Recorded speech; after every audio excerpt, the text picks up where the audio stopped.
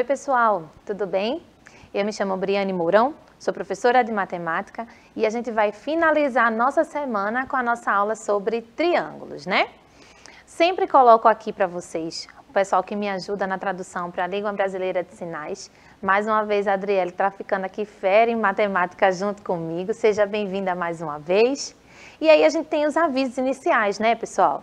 Nossa aula tem formato digital, cada vez mais a gente está conseguindo chegar perto das pessoas através dessa acessibilidade, né? Na televisão está passando ao vivo, no computador, no celular você consegue rever as aulas através lá do nosso canal no YouTube, tá certo? E aí eu trouxe a carinha desse canal aqui para a gente dar uma olhada, vou estar reforçando com vocês para vocês acessarem o canal, né? Busca lá no YouTube Educa Recife, se inscreve no canal. E para você rever as aulas, vai ter a playlist lá da sua série, né? No caso do 7º ano, a gente tem aqui uma amostra de como está lá a playlist para a gente visualizar. As aulas estão sendo salvas com a data, com a turma e com a disciplina que está ministrando. Então, você anota, por exemplo, a aula de hoje, a data e a disciplina, porque vocês são o 7º ano, e busca lá se vocês tiverem dúvida nessa aula, tá certo? Também coloca lá os comentários, pessoal. Vocês podem lá registrar o seu elogio, a sua dúvida sobre aquele exercício, aquela aula, e aí coloca o teu nome e o nome da tua escola, porque quando a gente voltar aqui para trazer os comentários e tirar até mesmo uma dúvida se tiver lá, a gente vai identificar de onde esse aluno é, né? Então, bota o teu nome e aí a escola para a gente conseguir fazer essa interação, tá certo? Os recursos visuais que eu estou utilizando nessa aula, gente, é sempre bom lembrar, né, que são autorizados através do Canva e do Bitmoji. Então, o Canva é essa apresentação que a gente utiliza e o Bitmoji é esse emojizinho com a minha cara, né, esse meu avatar aí para a gente dinamizar mais a aula, tá certo? Bom, nosso conteúdo está finalizando nessa aula sobre triângulos. Ele está dentro da trilha 22, localizado lá na Escola do Futuro, tá? Então, você pode acessar Escola do Futuro em casa, lá na parte de anos finais, 7º ano, você localiza o documento da semana 22 e dentro dele vai estar o conteúdo dessa semana, tá certo? Então, vamos agora relembrar o que foi que a gente viu nas aulas anteriores. Aqui a gente está estudando triângulos, então começamos com a definição, observamos quais são as características que faz uma forma ser chamada de triângulo, né? Observamos a condição de existência, a rigidez, condição de existência 2 vezes, que a gente observou de novo na segunda aula, classificamos quanto aos lados, vimos a soma dos ângulos internos de um triângulo e classificamos quanto aos ângulos. Só para a gente relembrar, de novo aqui eu trouxe meus palitos, porque a gente, além de relembrar as situações da aula anterior, a gente vai fazer uma outra experiência, né? Vai perceber uma outra modificação. Então, quando a gente fala de rigidez, que é o que está aparecendo aí para vocês, a gente vai lembrar da ideia da fixação desse triângulo, né, gente? Então, só para a gente relembrar aqui, ó. Eu tenho que, se a gente tentar mexer aqui nesse lado do triângulo, eu não consigo. E é o único polígono que a gente consegue essa característica de ser rígido, tá? Se eu coloco, por exemplo, um quadrado, a gente viu que consegue fazer uma inclinação. Ele se deforma, né? Então, a partir do quadrado, todas as formas que eu consigo, aumentando essa quantidade de lados, vai ter a característica da rigidez sendo falha. A gente não vai conseguir manter essa forma firme. Ah, Briane, mas eu vi aí na sua aula, inclusive está na tela ali um quadrado. É, gente, esse quadrado ele está ali com uma trava, ó. Então, para que a gente consiga deixar essa forma do quadrado rígido, ainda assim a gente está usando a característica do triângulo, né? Então, o quadrado está aqui em volta e eu botei uma pecinha amarela para simbolizar essa força, né? Que o triângulo vai exercer aqui e aí a gente não consegue mais mexer, ó. O quadrado ficou rígido, mas não é porque é um quadrado, é porque a gente utilizou o argumento de ser um triângulo aqui, tá certo? E aí a gente vai perceber que é o único que pode fazer desse jeito, tá? Observando a próxima situação, a gente viu que essa rigidez ela é aplicada em várias situações do nosso dia a dia, né? E aí a gente já falou bastante sobre essa ideia de força. A professora de ciências em física, por exemplo, ela vai explorar bastante esse conceito de força com vocês mais na frente também, tá certo? Bom, a gente observou a classificação dos triângulos quanto aos lados. Essa parte a gente já tem a classificação desde o 6º ano, né? A gente já lembra como que a gente pode chamar um triângulo de maneira diferente, de acordo com o tamanho dos seus lados. E aí a gente vai ter que, hoje, a gente vai ver a influência desse tipo de comportamento dos lados, relacionando o tamanho do lado e o valor do ângulo. Então, a gente vai agora começar a juntar algumas características que a gente já aprendeu antes de maneira mais solta, né? De maneira só, eu vou observar o tamanho dos lados, eu vou observar o tamanho dos ângulos. Mas o que é que isso vai acarretar quando a gente junta essas informações, tá? Bom, a gente viu ontem também o mecanismo, né? Fizemos uma experiência aqui, espero que vocês tenham feito em casa também, de como que a gente consegue concluir que a soma dos ângulos internos de um triângulo vai dar 180, né?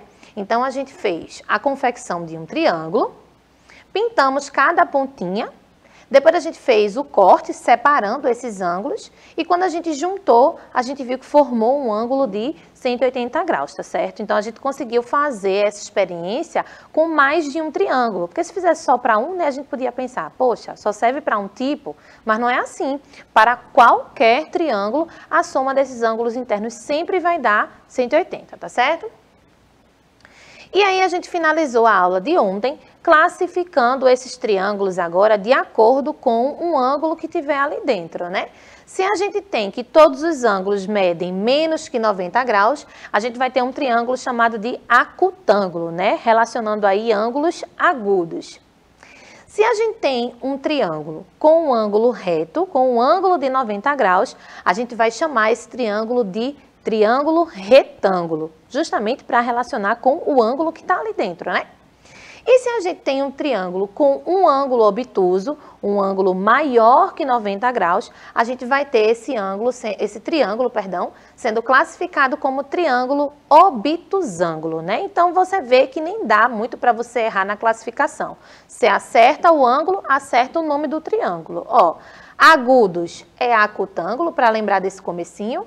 Tem um ângulo reto, é retângulo. Tem um ângulo obtuso, é obtusângulo. É aquele negócio que você sabe o nome de uma coisa, já sabe o nome da outra, tá certo? Então, aqui a gente vai começar a ver essas possibilidades. Eu vou tentar formar com vocês alguns triângulos para comparar os lados e os ângulos. Então, aqui eu estou trazendo, ó, essa noção de triângulos. Tem um aqui que está bem pequenininho, eu vou tentar fazer de outro formato, tá? Então, bom, eu tenho aqui, um triângulo aqui, ó. Deixa eu limpar aqui a imagem um pouquinho. Pronto. Eu tenho um triângulo aqui e, em tese, ele tem lados que são idênticos, deixa eu botar assim, ó, isósceles, né? E a gente tem os ângulos internos sendo menores do que 90 graus. Como é que eu vou saber disso, Briane? Essa noção que a gente tem é porque a gente conhece o comportamento de um triângulo retângulo. A gente teria que ter uma horizontal e uma vertical aqui para formar um ângulo de 90 graus, né? Se eu colocar todos os lados aqui como base, ó, a gente percebe que não acontece isso não. Tá vendo? Todos estão para frente, né? Não estão para cima e nem para trás, para formar o nosso triângulo, para formar o nosso ângulo obtuso, por exemplo. Então, a gente consegue concluir que todos os lados aqui são correspondentes aos ângulos e os ângulos são agudos, tá certo? Aqui a gente também tem essa mesma ideia, né? O triângulo é um pouquinho maior, os palitinhos aqui ajudam a gente a fazer esse triângulo um pouquinho maior, porque todos os lados têm a mesma medida, né? É um triângulo equilátero, com todos os lados idênticos, e aí a gente consegue perceber que os ângulos aqui também são agudos, né? Senão a gente teria que ter uma coisa mais vertical aqui para formar um ângulo reto, tá certo? E esse ângulo daqui, ó. Agora eu estou mostrando um mais diferente, né? E esse daqui. A gente viu que se eu quisesse formar um ângulo de 90 graus, eu teria que puxar na vertical. Deixa eu colocar um palitinho aqui para me auxiliar. Pronto. Se eu puxasse aqui na vertical, ó, ele estaria mais ou menos assim, né? Então, tá passando para a direita, a gente tá tendo a noção de que esse ângulo aqui, ó, formado aqui embaixo, ele tem valor maior que 90 graus, né? Só que aí a gente percebe uma coisa. Eu vou usar esse aqui principal para a gente colocar um exemplo. Esse ângulo abertão, ele está oposto a esse lado grandão. Agora, esse ângulo daqui, entre o roxinho e o verde, ó, tá bem pequenininho, né? Essa abertura. Olha o tamanico do lado, tá pequenininho também, né? A mesma coisa a gente pode perceber para esse outro ângulo daqui, ó. Esse ângulo entre o roxo e o laranja, ele tá contrário desse lado verde, tá vendo? Então, a gente tem que, se a gente for colocar em ordem o tamanho dos lados e o tamanho dos ângulos, a gente vai ver que essa relação obedece um crescimento, né? Então, a gente vai perceber essa relação, ó. Aqui, eu coloquei uma imagem ilustrativa para a gente perceber essa ideia, né, de aumento contínuo, né, quantidade crescente. Então, visualmente, eu não fiz a medição aqui, tá? É só para a gente comparar os valores. Visualmente, eu tenho um ângulo X, um ângulo Y e um ângulo Z. E estou dizendo que esse X tem um valor menor do que esse Y, e esse Y tem um valor menor do que esse Z. Seria mais ou menos esse triângulo que a gente mostrou aqui, para ter essa noção. Só que agora o que é que eu percebo? Se esse X é menorzinho, esse A, esse comprimento A, ele vai ter que ter um comprimento correspondente a esse ângulo. Ou seja, a abertura é pequena, então o lado para fechar essa abertura vai ser pequeno. Olha o ângulo Z. O ângulo Z aqui é o maior, né? Então, quando a gente tem uma abertura muito grande, o lado contrário dele, para poder fechar esse triângulo, vai ter que ser grande. Já que ele está com uma abertura muito grande, para que eu consiga de uma ponta a outra, esse comprimento vai ter que ser maior. Então, a gente percebe que existe uma relação entre o tamanho do ângulo e o tamanho do lado, né? A gente tem que eles são proporcionais em relação ao lado oposto. Então, se eu tenho X, que é menor que Y, que é menor que Z, para o valor dos ângulos, o lado correspondente, ó, o lado contrário ao X, que é o A, vai ter que ser o menor lado, porque X é o menor ângulo. Se a gente tem o B, que é o lado correspondente ao Z, ó, eles são os valores do meio, né? O Z não, desculpa, o Y, né? O Y é o ângulo do meio e o B é o valor correspondente a esse ângulo, né? O valor oposto aí. E se eu tenho o Z, que é o ângulo maiorzinho, o Z vai estar sendo oposto ao C. Então, o C é um comprimento maior porque o ângulo Z, ele é o maior de todos, tá certo? A gente vai ter que essa relação, ela vai ser para todos os triângulos. Os lados opostos aos ângulos são proporcionais ao seu tamanho. Se eu tenho uma abertura pequenininha, meu lado vai ser pequenininho. Se eu tenho uma abertura grande, meu lado vai ser maior. Então, vamos observar aqui essa ideia, ó. Eu trouxe aqui agora um canudinho para me ajudar e trouxe um instrumento confeccionado com a minha destreza nesse momento, ó, que ele vai simular a abertura e o fechamento desse ângulo, tá vendo? Então, aqui eu estou abrindo o ângulo bem pequenininho. Vamos ver quanto de canudinho que eu vou usar para fechar esse outro lado, ó. Pequeno, né? Agora, deixa eu abrir mais aqui, ó. Tá vendo que não vai ser suficiente?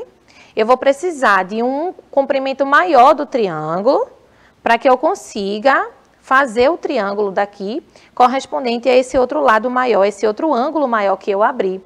Então, quanto maior essa abertura, mais vai ser exigido desse outro lado que vai fechar esse triângulo, tá certo? E por isso a gente tem essa relação. Uma outra experiência que a gente pode fazer agora é observar o valor dos ângulos nos triângulos. Então, vamos lá. Deixa eu trazer aqui 3 exemplos para a gente observar a classificação, né? A gente viu que triângulos com esse formato vão ter 3 ângulos agudos, e aí são chamados de acutângulos, né? Então, se os ângulos são agudos, são menores que 90 graus. Só que aqui a gente tem 3 lados com a mesma medida. Então, eu posso relacionar os ângulos com a mesma medida também? Ah, Briane, vê, tu acabou de dizer que a abertura do ângulo vai me dar um lado proporcional a ele. Então, se eu tenho 3 lados com a mesma medida, significa que os 3 ângulos aqui dentro também tem que ter a mesma medida, não é? Afinal de contas, a gente tem uma soma dos ângulos internos fixa, que é 180. Então, se tudo aqui é dividido proporcionalmente e os lados têm o mesmo tamanho, os ângulos também vão ter que ter o mesmo tamanho, tá certo? Vamos pegar uma outra ideia disso. Deixa eu pegar esse daqui. Ó, esse daqui agora é um isósceles, né? tem dois lados com a mesma medida e esse daqui tem medida diferente. Então, a gente precisou de um comprimento pequenininho, porque essa abertura é pequenininha. Só que se esse tamanho é idêntico a esse tamanho, então esse ângulo daqui, ó, dessa ponta, que está oposto ao lado azul, vai ter que ter o mesmo valor desse outro ângulo que está oposto ao lado vermelho, porque eles vão ter o mesmo tamanho. A gente acabou de trazer essa ideia de relação entre lado e ângulo. Mas se os lados têm a mesma medida, os ângulos que vão estar opostos a eles também vão ter que ter a mesma medida, tá certo? E se os três lados forem de medidas diferentes, Briane, ó, se a gente tiver um triângulo agora escaleno, né, três lados com medidas diferentes, a gente vai ter três ângulos também com medidas diferentes, porque a gente vai ter aquela relação ali mais visível ainda. Todos os lados diferentes significa que os ângulos opostos também serão diferentes, tá certo? Então vamos observar aqui, ó. O que é que isso pode concluir, né? O que é que a gente pode concluir dessa observação? A gente tem essa classificação dos ângulos, dos triângulos, perdão, entre acutângulo, retângulo e obtusângulo, beleza? Tranquilo. No triângulo acutângulo, todos os ângulos são agudos. Até aí tá tudo bem, nenhuma novidade, professora. Só que agora a gente vai observar o triângulo retângulo. Deixa eu lhe perguntar uma coisa. Será que eu consigo ter dois ângulos retos em um triângulo? Acho que não vai dar certo não, né? Se a gente colocar dois ângulos retos em um triângulo, eu vou ter que fazer uma horizontal e duas verticais, né? Deixa eu ajeitar assim, duas verticais. Só que como é que essa ponta vai encontrar com essa daqui? Não pode, né? Além de outro argumento que a gente tem, se eu tenho dois ângulos retos, eu vou ter dois ângulos de 90 graus. 90 mais 90 vai me dar 180. Então, com dois ângulos, eu já tenho o valor total, que é a soma dos ângulos internos. Cadê o terceiro ângulo? Não pode. Então, a gente conclui que no caso do triângulo retângulo, ele só vai ter um ângulo de 90 graus e os outros dois ângulos são obrigatoriamente ângulos agudos também. A próxima coisa que a gente vai observar é no triângulo obtusângulo. Tem um ângulo bem maior. Então, a gente vai ter um ângulo assim. Abertão assim, né, pra cá. E aí, agora, como o palitinho vai ser menor, eu trouxe aqui um canudinho, ó, pra gente conseguir fechar, tá vendo? Perceba que os ângulos das pontas, aí é que eles precisam ser agudos mesmo, porque eu já vou ter um ângulo obtuso, e esse ângulo obtuso já é maior que 90 graus. Então, os outros ângulos da ponta têm que ser menores, não é? A soma vai ter que dar menor aí, tá certo?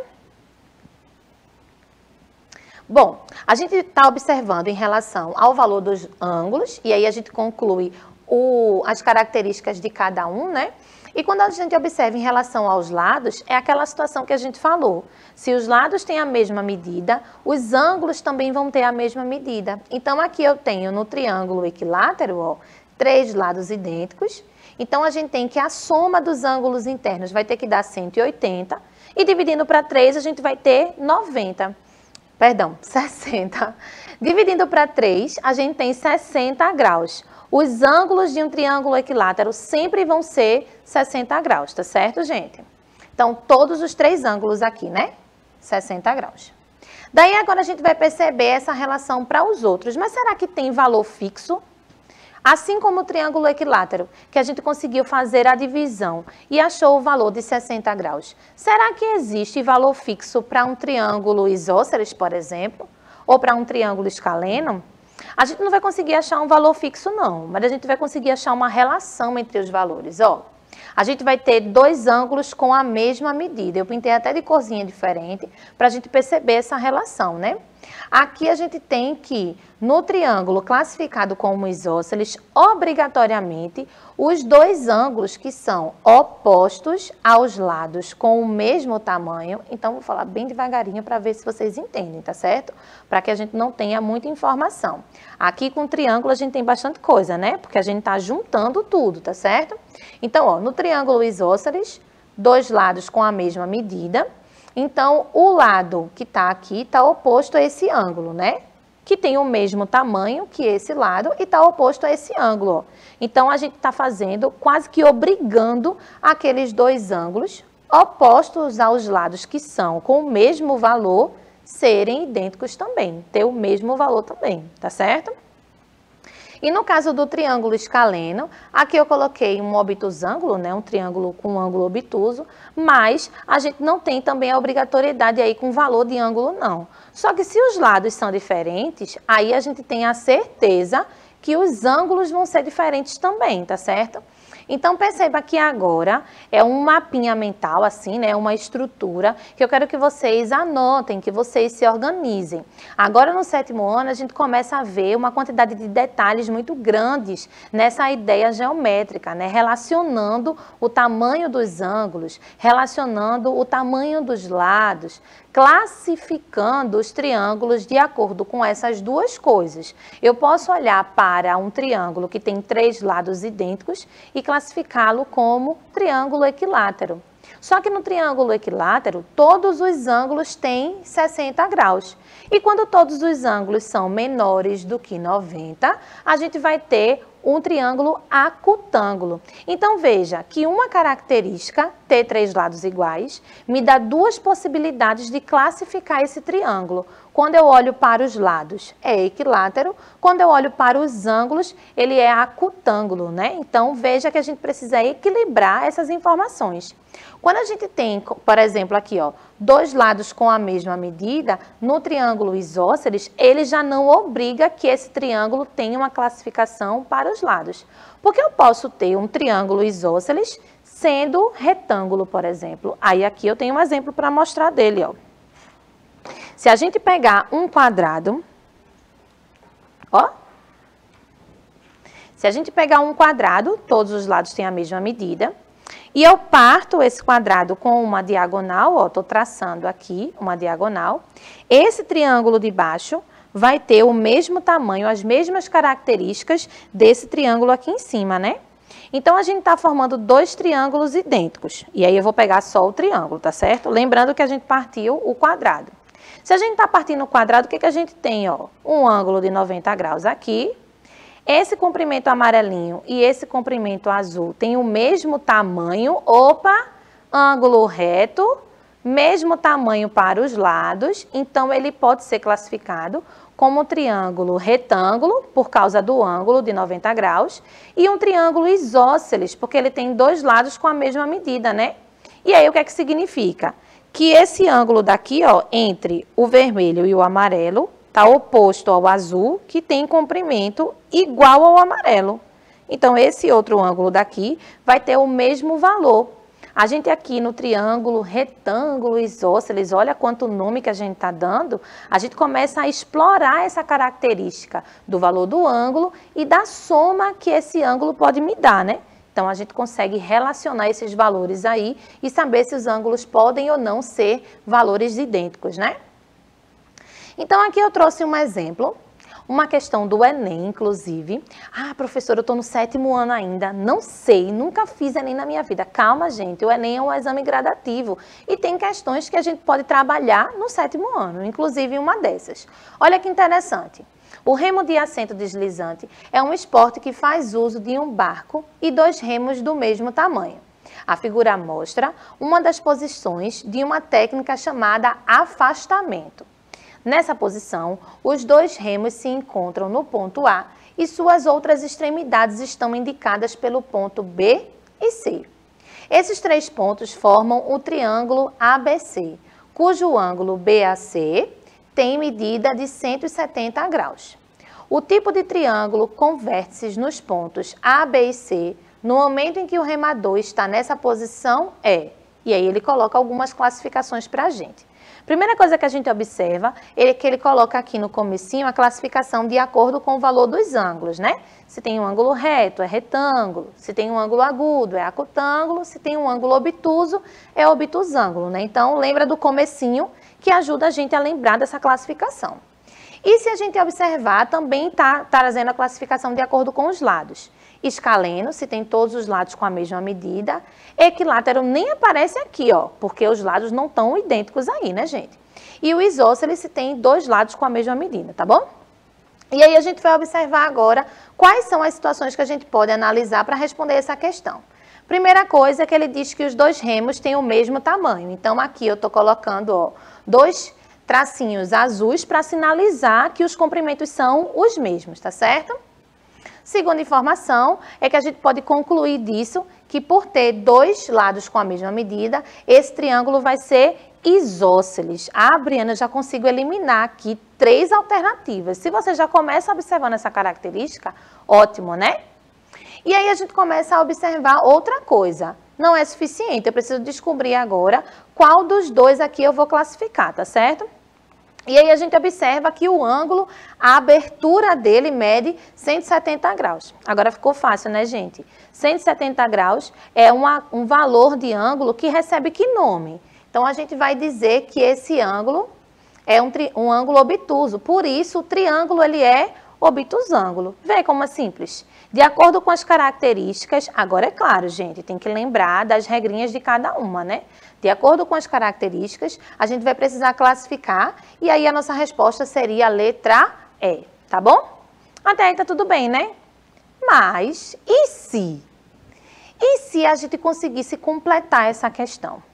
Apesar da gente ter respondido a questão anterior, dá para a gente conseguir concluir esse resultado aí, compor essa imagem com algumas outras informações. Aqui eu deixei o desenho que a gente fez em cima dessa figura, os lados com a mesma medida.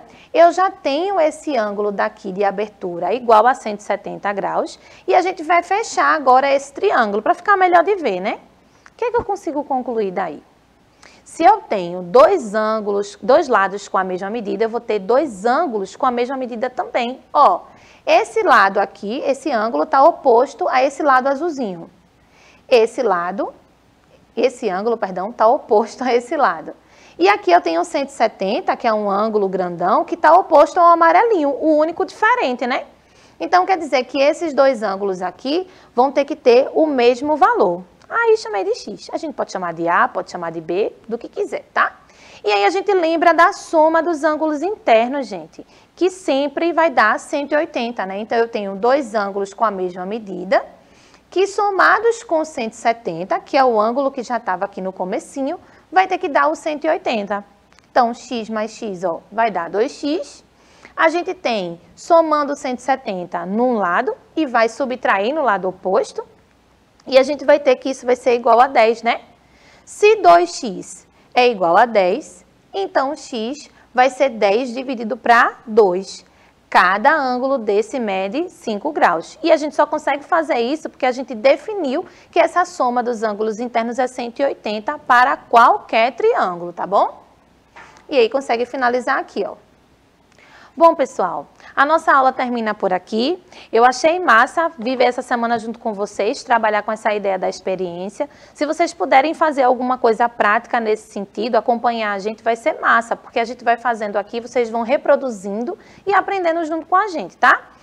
Se você quiser tirar mais alguma dúvida, você revê as aulas em sequência para conseguir entender como foi que a gente foi juntando essas informações ao longo da semana e chegando até aqui. A gente se vê na próxima semana e aguardo o comentário de vocês, tá bom? Até mais!